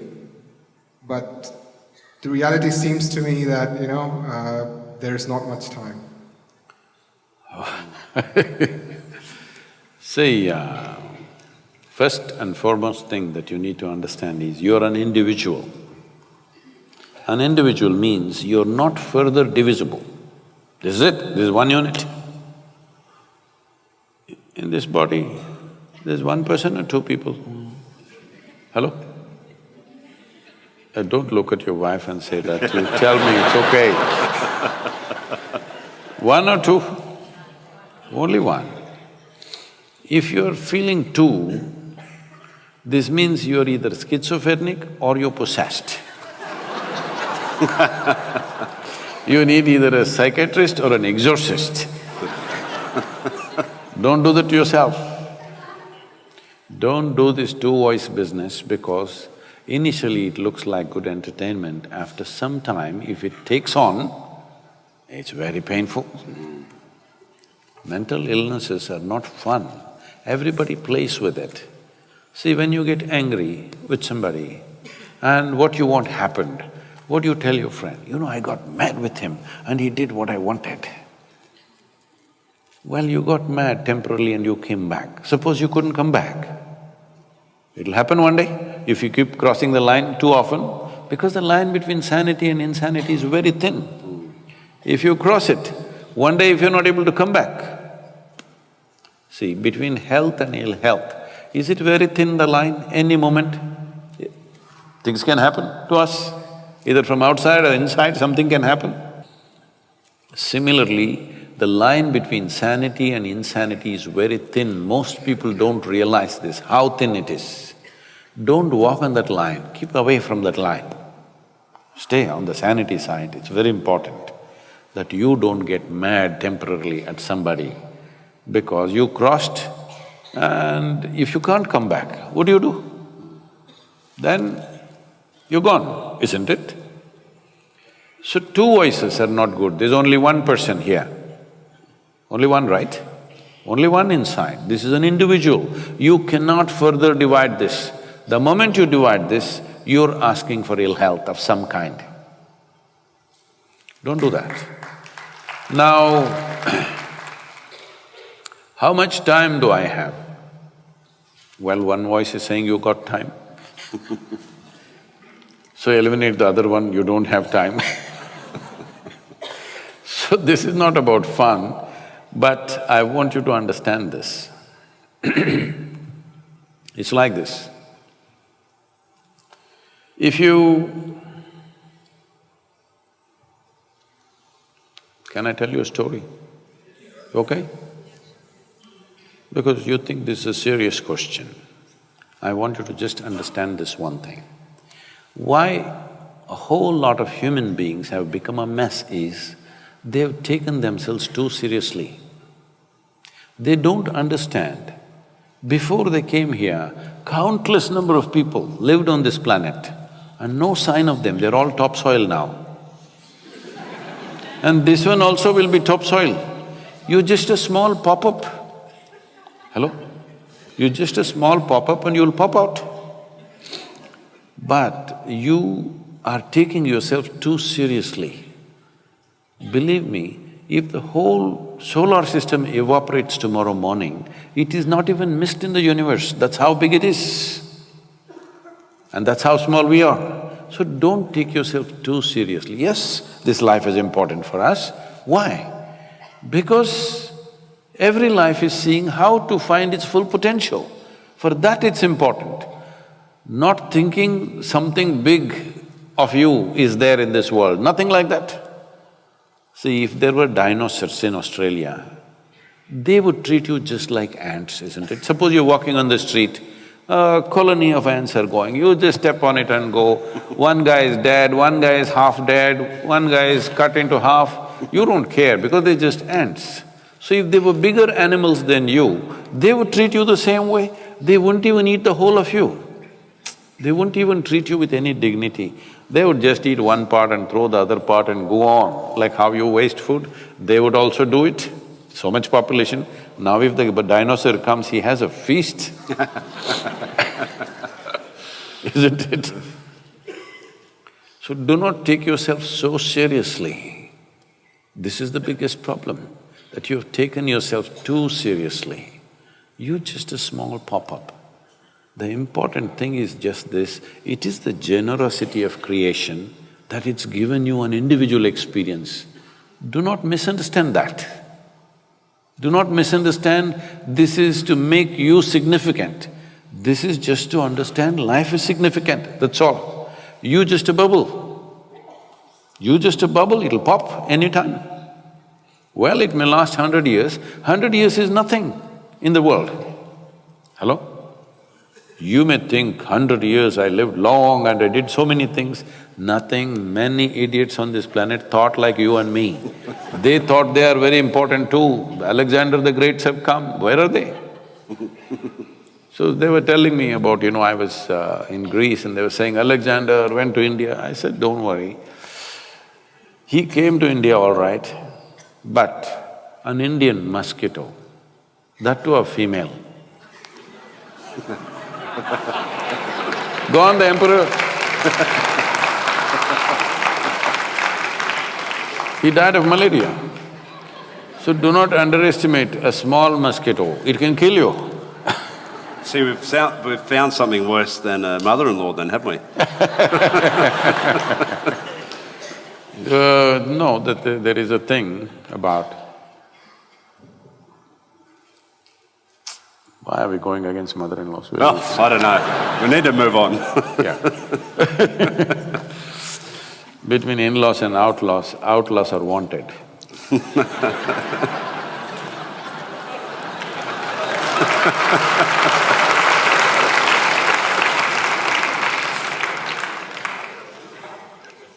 We need a mic somewhere. I can point, but… See, mother means how much attachment and emotion is there. Say mother-in-law means so much problem. Just… we need to look at this. Why are we like this? Please, May I ask the question here, right here, please? Right here. Yeah, it's a little... Sadhguruji, thank you very much for Okay. your enlightening, speech this evening. Thanks, Matthew. I got a little bit technical question in terms of, I know the boundary. When you say boundaries, probably the memory is one of the biggest boundary.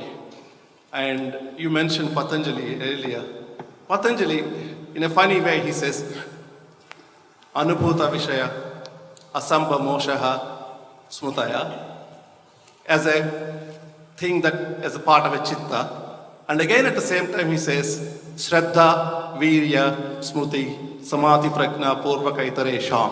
So he wants it for you to have the memory. At the same time, it is the boundary we have to come out of. Can you please explain?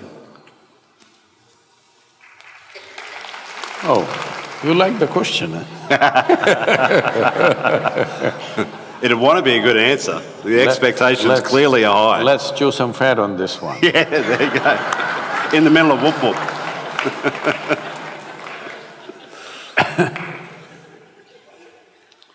See, you are who you are only because of memory. There's conscious memory, there is unconscious memory, articulate and inarticulate levels of memory, there is genetic memory, there is evolutionary memory, there is elemental memory, atomic memory, everything is built into this. Muscle memory. Muscle memory. Oh, that is what I said, inarticulate memory, it is there. Your entire head to toe is just memory. You don't remember consciously how your great-great-great-grandfather or grandmother looked 10 generations ago, but his or her nose is sitting on your face right now, it's not forgotten for a moment. Hello? It even remembers the skin tone, how your forefathers were a million years ago, still remembers everything, isn't it? So your structure is like this because of memory. Your body is memory. Every cell in your body has more memory than your brains has, 1,000,000 times more actually. So this, what you call as me is just memory. If you lose your memory, you don't know who you are, isn't it? And the only thing that most people are suffering is their memory. See, it's only the human beings who have such a vivid sense of conscious memory. Even a grasshopper has memory, but conscious memory is very little in him. But you have a vivid sense of conscious memory. Because of this, life and life's experience is rich. Of course, today all the memory is on your phone.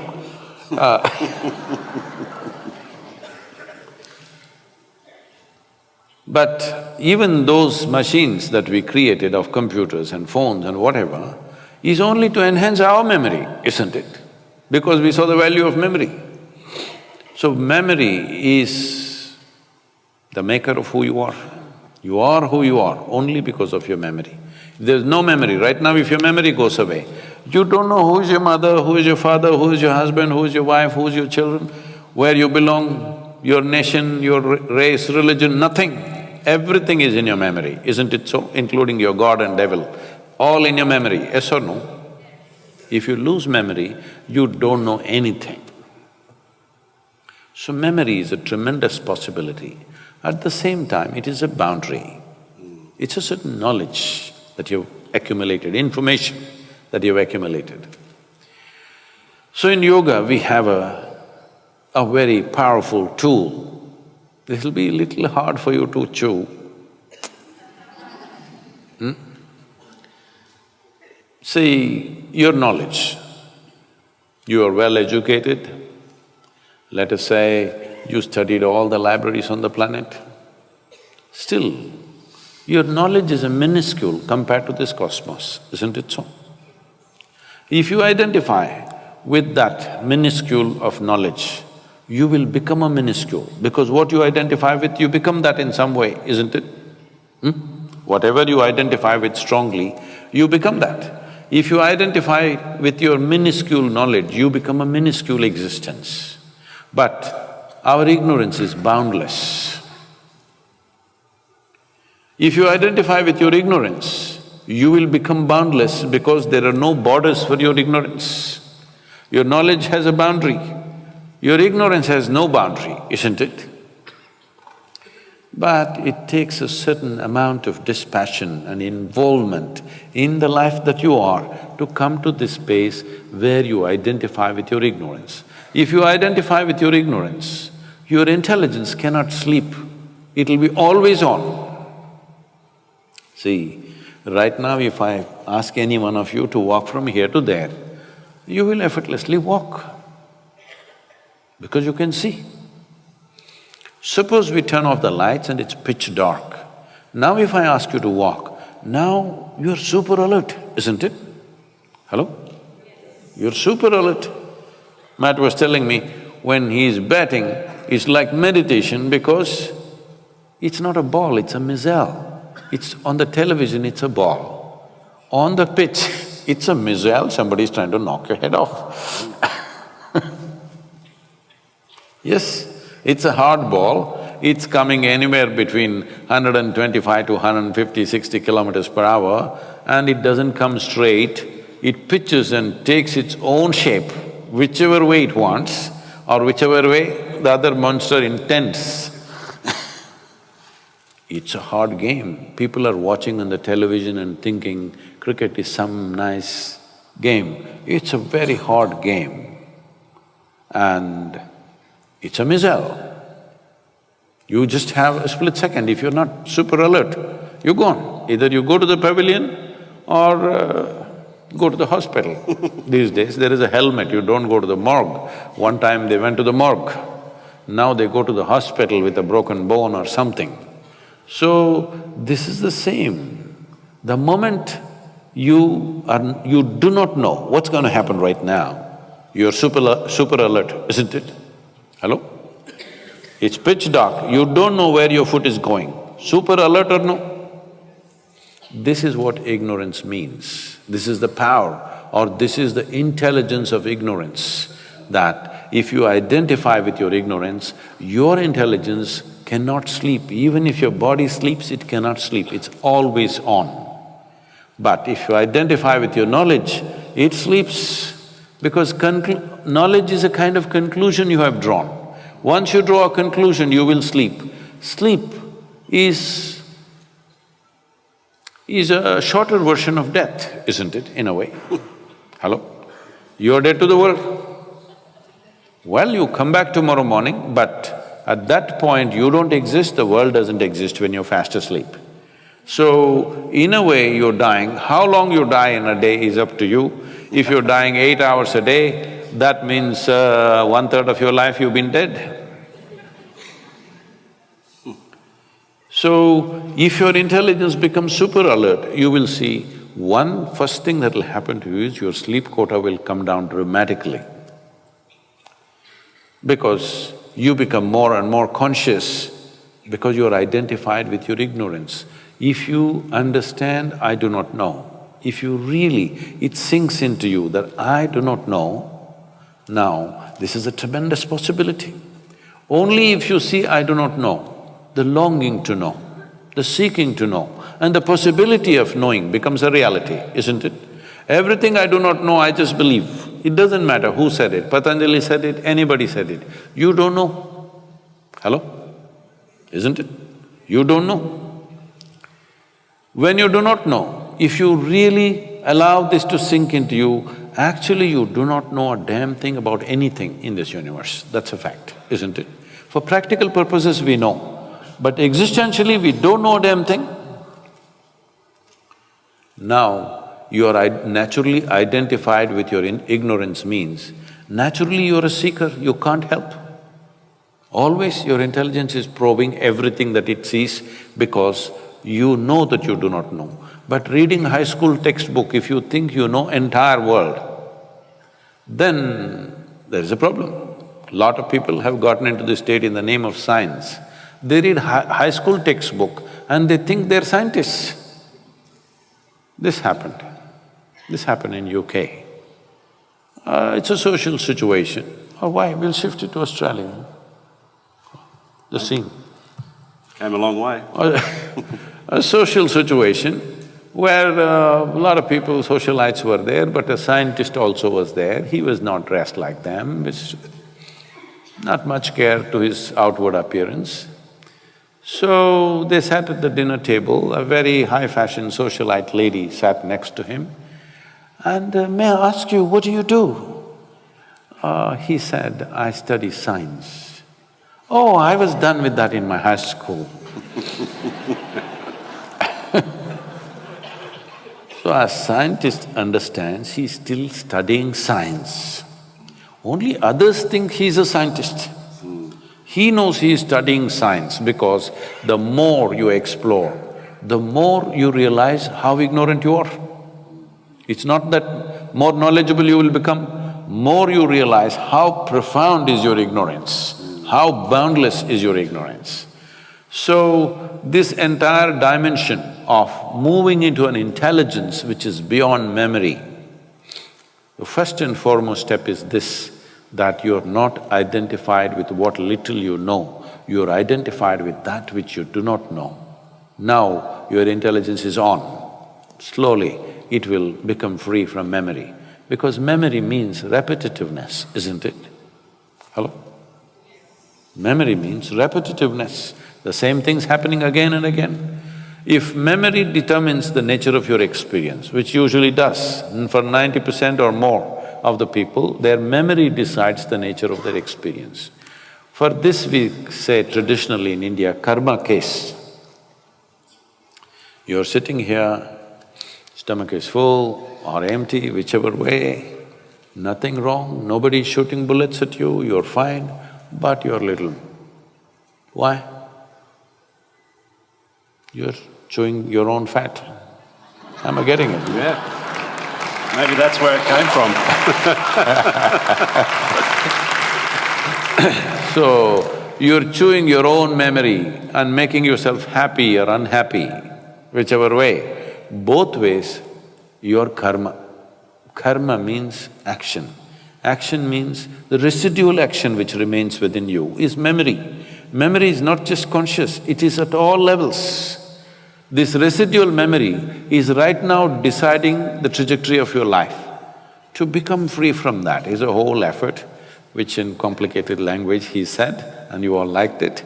The important thing is, you break free from this residual impact. If you live out of your memory, no new possibilities are there. You'll do the same things in permutations and combinations, but the same thing.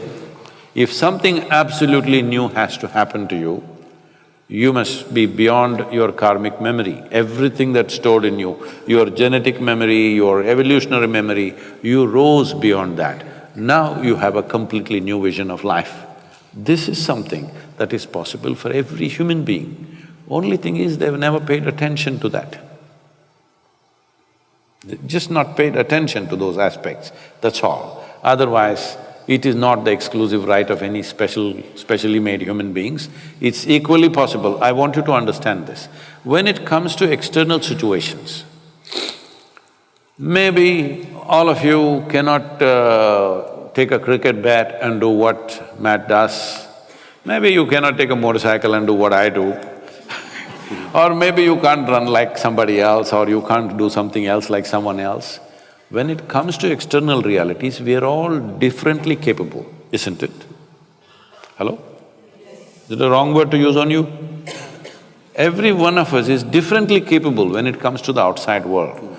But when it comes to the inner dimensions, all of us are equally capable. It is just that most people have never paid attention. They still believe that by fixing what's around them, life will be fine. But I want you to understand this much.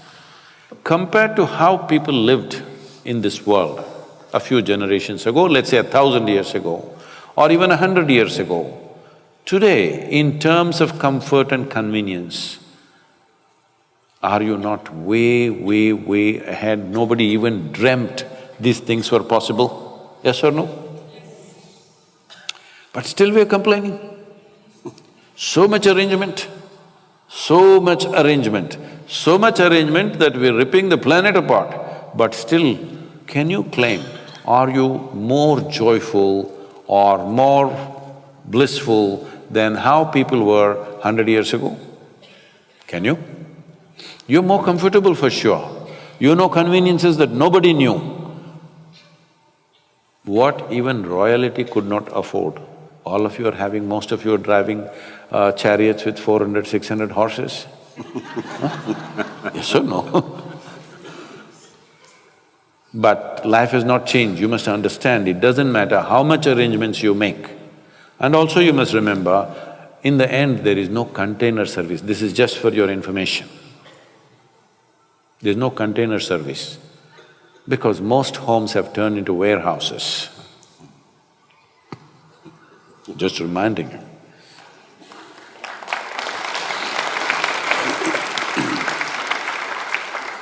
Where's our mic, roving mic gone? Right here. Well, I hope I don't sound silly asking this question. How do you think positively in circumstances or, external factors that are very negative, if I term it like that? I'll give you a specific No, don't, I situation. understand those situations. This is relevant to my question. I'm giving you a specific, situation here.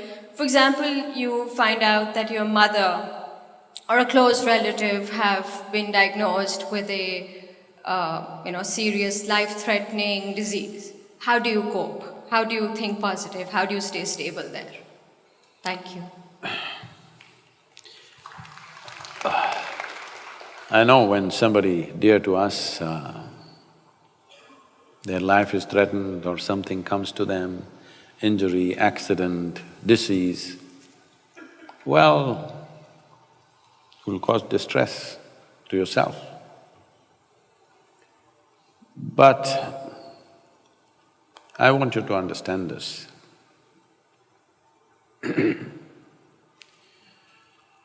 See,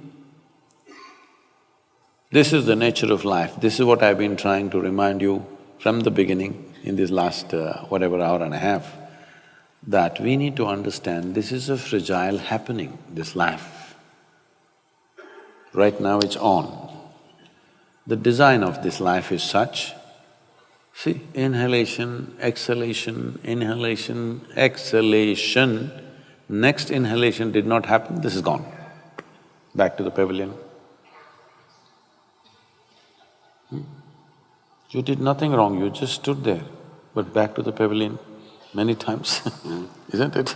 No weird shot, nothing, simply, it just nicked by itself and went off.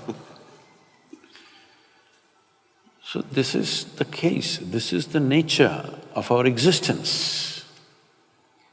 It is just that when somebody is dear to us, we get so emotionally wrapped by this. This is simply because you have only 1 or 2 or 3 or 4 people who are dear to you. I live a life where so many, I don't know the number, so many people are very intimately, very profoundly involved with me on a daily basis.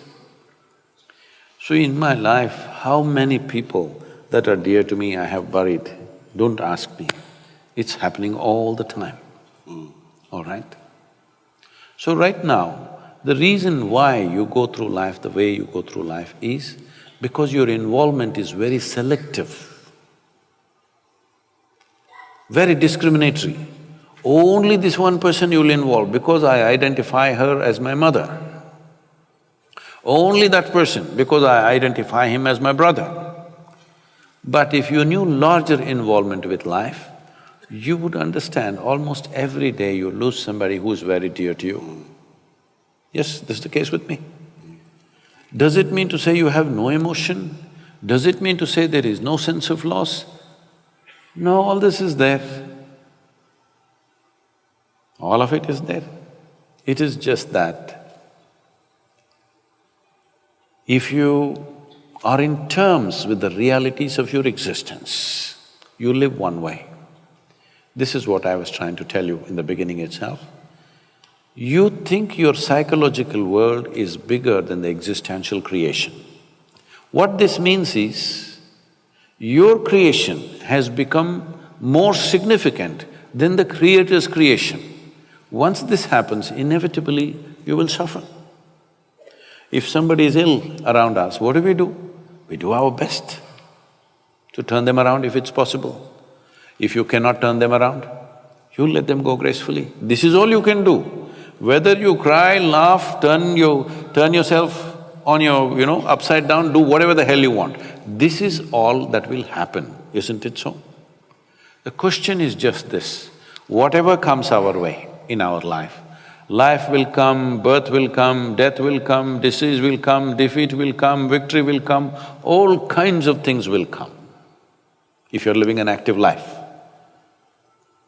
Will you handle it gracefully or will you make a mess out of it? That's all the choice you have, isn't it? Do you have any other choice, I'm asking you?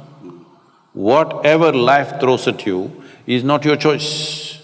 What you make out of it is 100% your choice, isn't it? This choice you must exercise. This choice you must exercise. What life throws at you is not your choice. Who knows what kind of ball is the next ball? You don't know. What life throws at you is not your choice. What you make out of it is your choice. This is the power of being human, that you can make what you want out of it. If I'm saying, I know this is very hurtful what I'm saying, but you must decide whether you want solace or you want a solution to your life. I am not somebody who will say pretty words and give solace. I do that only to children. With children, if they say something, okay, we'll hug them, hold them, do this. Well, if somebody is in grief, even if they're adults, because when they're in grief, they become like children. So we treat them like children. But you must decide in your life whether you want solace or solution to your life. If you want solution, there is one way to approach. If you just want solace, we can give pretty words, but what will they do? With all the pretty words, I will die, you will die, isn't it? Solution is just this: we come to terms. This is why I'm saying, from being a physiological and psychological drama, you have to become a phenomena of life. That's what you really are. What is the most important thing in your life right now? That you're alive right now, isn't it so? Hello? Is it the most important thing? Life is the most important thing, not what you wear, not what you parked outside, not the home that you're living in, not anything else, not your thought and emotion. What is most important is the life that you are. But how much attention has gone into that dimension of life? If your attention was for that, you would see your involvement with life would be indiscriminate.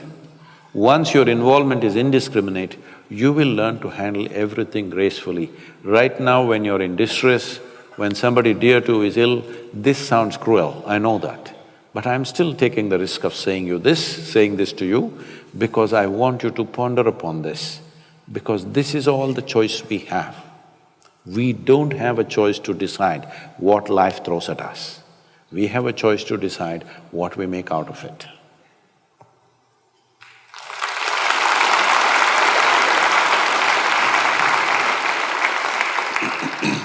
Isn't it? I think we've got time for another question.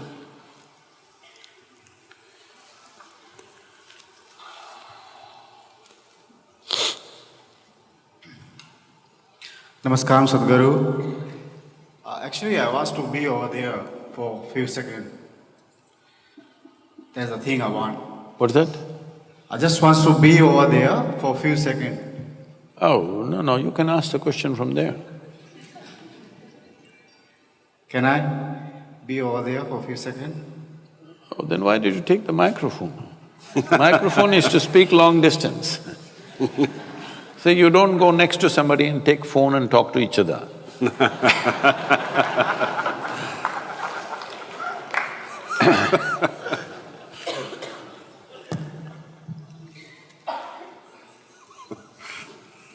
Please, somebody who has a question. This lady. Hi Sadhguru, welcome to Australia.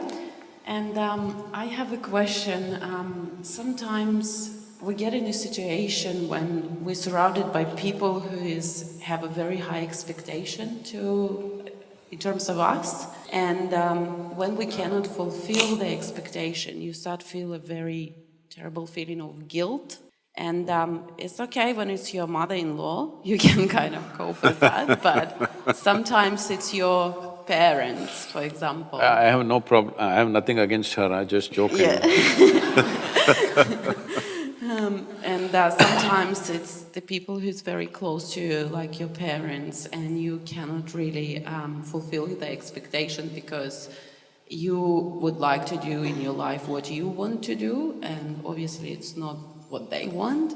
And how to cope with that feeling of guilt, and also what do you think, what kind of relationship should be between the parents and the children?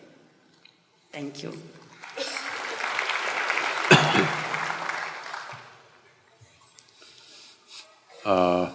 That reminds me of something.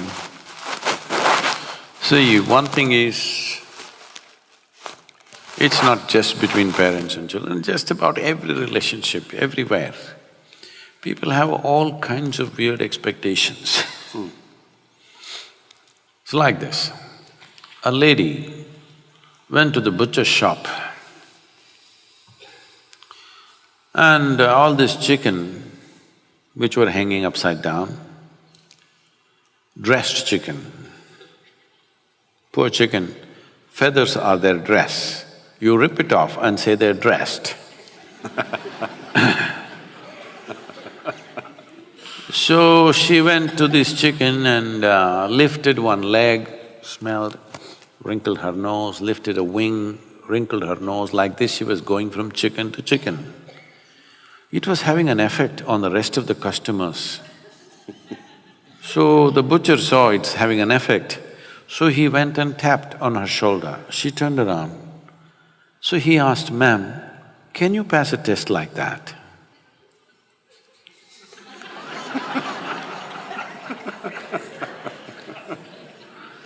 So a whole lot of people are always busy putting everybody to tests that they themselves cannot pass. Especially parents. Parents think all the things that they could not do, they must achieve through their children. So they should have bred racehorses. I want you to understand this. Children are not your property. It's a privilege, another life came through you. You must enjoy it. Do your best to nourish it. What it becomes is not your business. Your business is to support it, create a wonderful atmosphere around it, create an ambience where it grows well. I'm using the word "it" consciously. Like a tree, like a plant, you just create the nourishment that it needs, it grows. Well, is it going to bear apples, pears, mangoes, or just flowers, or just nothing? We don't know. Only thing is, your wish is, they must grow to their full potential. They are not an extension of your ambitions. They're not, and they need not be. So, this is because people think they own their children. No, they're not your property. I think these days they're telling you, older generation hesitated to say this. This generation, by the time they're 10, they're telling you, "You got no business to tell me what to do." So does it mean to say you don't say anything to them? No, it's your business to see, because if you don't guide them, somebody else will on the street, or somebody will do it long distance on the internet, all kinds of creatures are out there. All right. So yes, to protect them, to nourish them, to allow them to explore their possibilities, it is your business to do that as a parent. But parents' concern may be, what will happen, what will happen, what will happen? My dear father, he's 95, he's a physician. In his mind, that generation of Indians will understand that. Unless you become a physician, you're no good. So I was no good. But that was good for me, because when you're no good, nobody pays enough attention, that's all I wanted. That they leave me alone. So, I'm just saying, you know, he's always worried, what will happen to this boy? His concern is this boy has no fear in his heart, what will happen? So one day when I was 11 years of age, he said this, you know, I came home with a 12-foot cobra, he was my friend. And he said, this boy has no fear in his heart, what will happen? Then I asked him, when did fear become a virtue? When did this happen? He said, see, I told you he has no fear in his heart. I said, that's fine, but when did fear become a virtue? Why is it like this? Why fear, anger, all these things have become virtues, is it? Tell me, when you go through fear, is it fantastic? Hello? It's one of the most terrible emotions you can go through. Why are we thinking that we should be fearful of our future, not only of your future, of anything that you do, and you're even God-fearing, all right? Fearful about everything. What is the point? There is no such thing. There is no such thing that this generation should be an extension of the previous generation. This generation should do something that previous generation could not imagine. That is when there is a purpose to this generation, isn't it? Otherwise, what's the point if you're going to do the same things?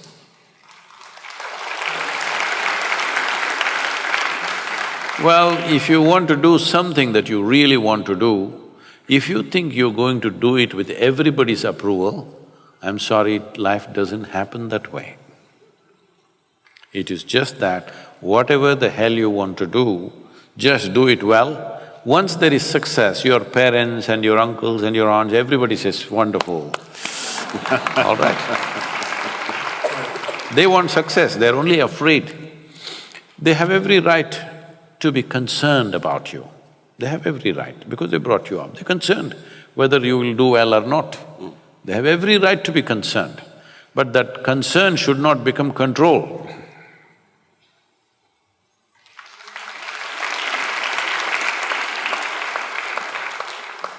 What event, decision, experience, or period has had the most profound impact on your life? You're asking Matt, right? No, I'm asking you. I would like to know, please. Oh, this has been spoken of many times, isn't it? Experience, influence, see, this is the only thing I did with my life. I was in United States and this lady comes up to me and says, I've been doing yoga for over 35 years, nothing happened to me. You just went and sat on that rock. All this happened to you. Where is the damn rock?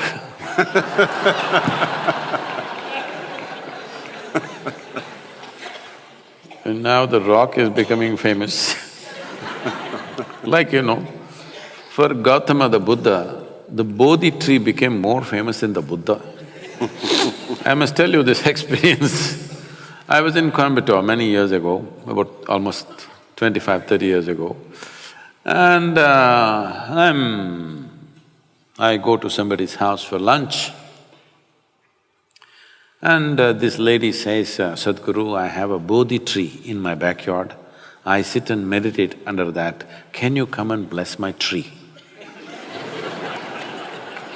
I say, please water the tree, I will bless you.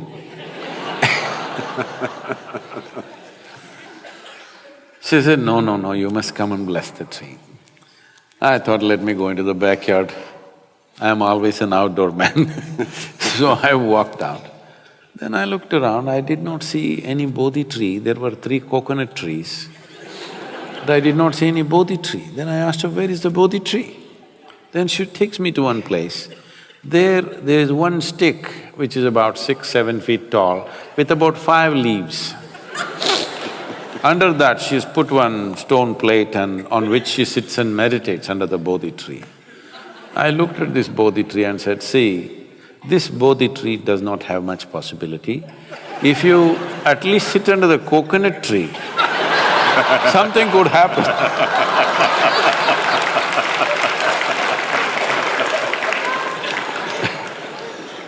Under coconut tree, things happen.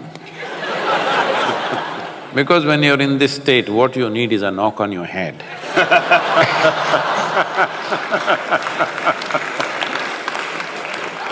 So, what is the most significant influence? This is all I did in my life. From early childhood, I did not allow either family, my genetics, my social situations, the religious situation around me, political situations around me, whatever around me, I did not allow myself to be influenced by any of those things. This is why I keep repeating, I am an uneducated guru, because I refuse to be educated. To remain uneducated is not easy. Yes, sir, because from the moment you're born, everybody wants to teach you something that's not worked in their life.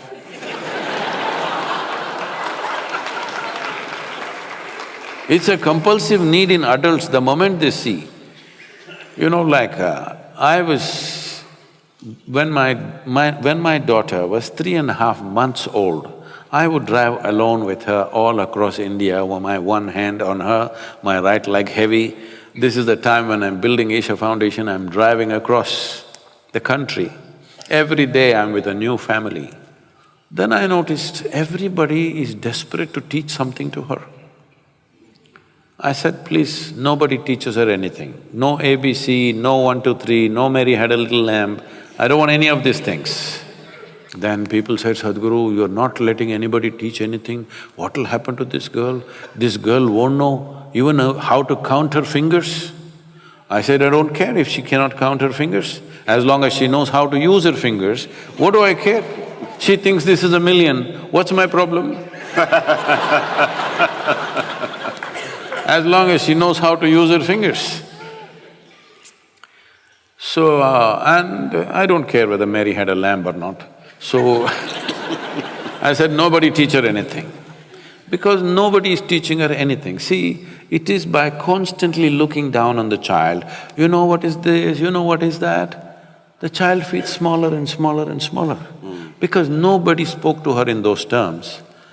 She thought everybody is her friends.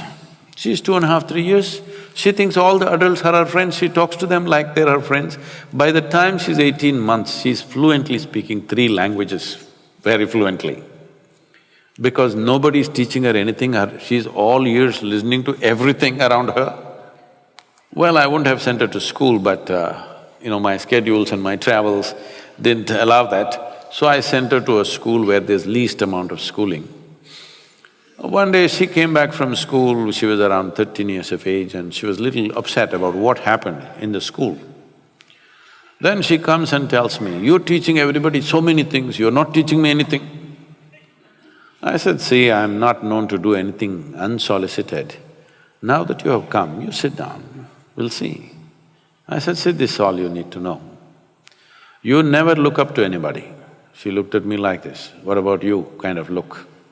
I said, especially me, because if you look up to me, you will miss it completely. What will you do? Maybe take my picture and nail it on your wall. That's all you will do. You got to see me the way I am. If you see me the way I am, every moment of my life, it'll be of great significance to you. If you look up to me, you will exaggerate. Never look up to anybody, never look down on anybody. This is all. Is that all? That is all. See, if you look up to something, you will make up things in your mind. If you look down on somebody, you will make up nonsense in your head. If you don't do these 2 things, you will see everything just the way it is. If you see everything just the way it is, you will effortlessly navigate through life. This is all you have to do. Don't worry about what is significant. This is the most significant aspect of my life. I never looked up to anything, nor looked down on anything in my life. I looked at everything just the way it is. This is all you need to do. Thank you very much. Ladies and gentlemen, Probably Matt is more loud in India than in Australia. It's wonderful to have you here, Matt. Fantastic.